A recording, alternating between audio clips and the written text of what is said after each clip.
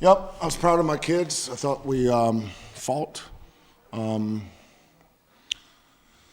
know, we've played Cincinnati once already. We led them at halftime at their place, and I didn't think we played very good during that game. But we felt like this was a game we could win, absolutely. But we're not set up to play without LJ. I don't know if LJ is the best point guard in this conference. You can make an argument for the kid from SMU. He's pretty good. The kid from Tulsa's pretty good. The kid from Connecticut's pretty good. But there is no argument that the most valuable point guard to his team in this league is LJ Rose.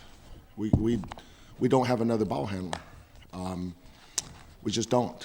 That's I felt bad for J-Rod and even Wes, because those guys aren't ball handlers or passers. I mean, we've played this whole year with one guy. We've, when he came back in the middle of December, it took him about 6 weeks to get going, because middle of January to him was October.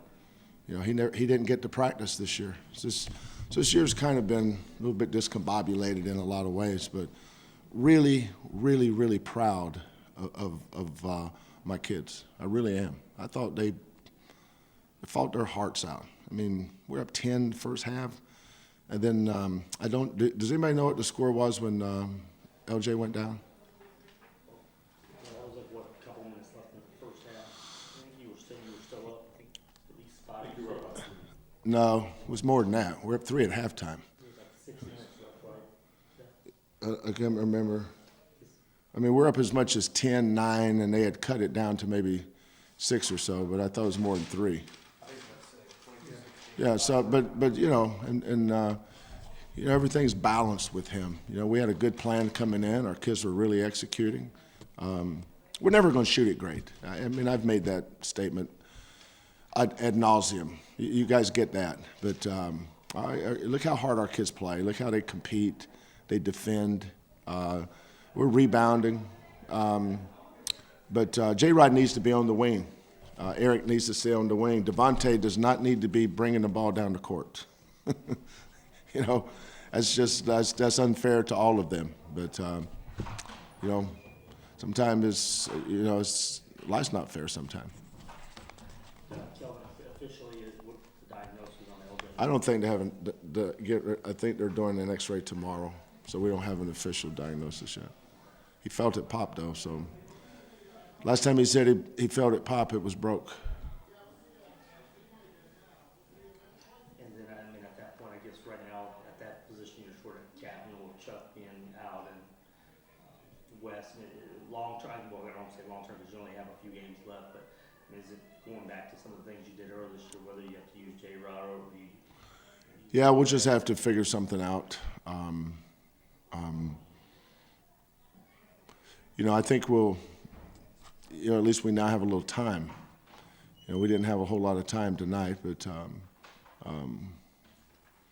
Devontae is the key, because he's of the, J-Rod, West, and those guys. LeRon's playing with a thumb that could be broken. His thumb's really bad. Devontae is the guy that's got to play better for us handling the ball, which is unfair to him because that's not what he does. But of the guys that, we have, how many scholarship players do we have now? 6 or 6? We have 6 guys on scholarship. So, but the teams we're playing, they're all happy. But I'd like to have a healthy LJ tonight to see what would have happened.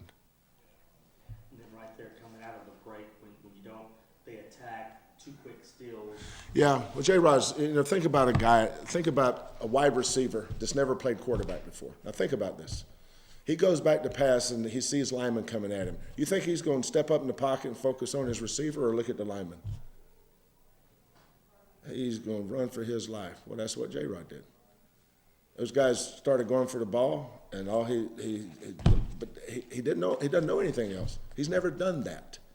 He's never tried to get the ball up the court versus pressure. They're overplaying the wing and figure out what to do. For LJ, it's like you writing an article, piece of cake. For a guy that's never done it, it's a hard thing to do. Until you've done something before, it's especially against a team as good defensively as them. But we had a great plan going in. Our kids were executing. And we missed a lot of shots that we can make. But I was proud of them. Now the second half, they got down and we made a couple adjustments. We came back. We stuck Chicken in that corner and we tried to play through him. But nothing in college basketball is going to work for an extended period of time. Teams will adjust, just like we adjusted to them tonight a lot. And our defense was great. I mean, they shot 43% for the game against us, and they hit some big threes. So it's a tough break. It really is. No pun intended, but it really, really is a tough break for us. And I feel really bad for LJ, and I feel bad for his family because that kid is really invested. He had surgery July 7th on a broken foot, July 7th, and then he broke it again September 26th, and now quite possibly could have broke it again tonight. So that's 3 breaks in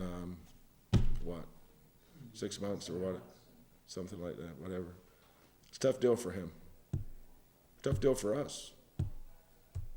Anything else?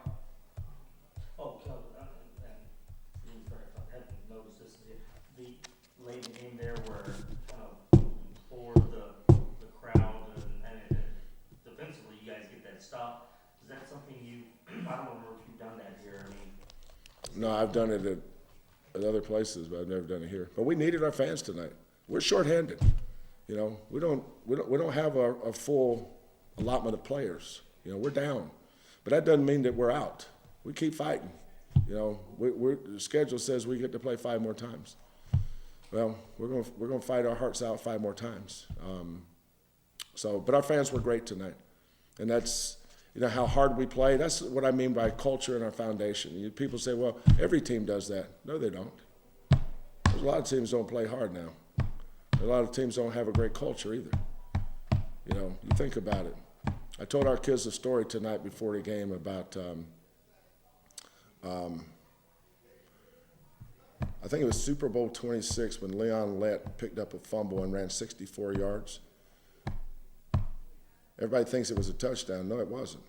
Well, on the other side of the floor, as Leon Lett was running down that sideline to score, right before he got into the end zone, he put his hand out to showboat, to show everybody, show off a little bit. On the other side of the field, there was a guy ran a pass pattern that saw him streaking down that field by the name of Don Beebe. Well, Don Beebe ran across the field, and as hard as he could, he leaped at the end and knocked that ball out of his hands.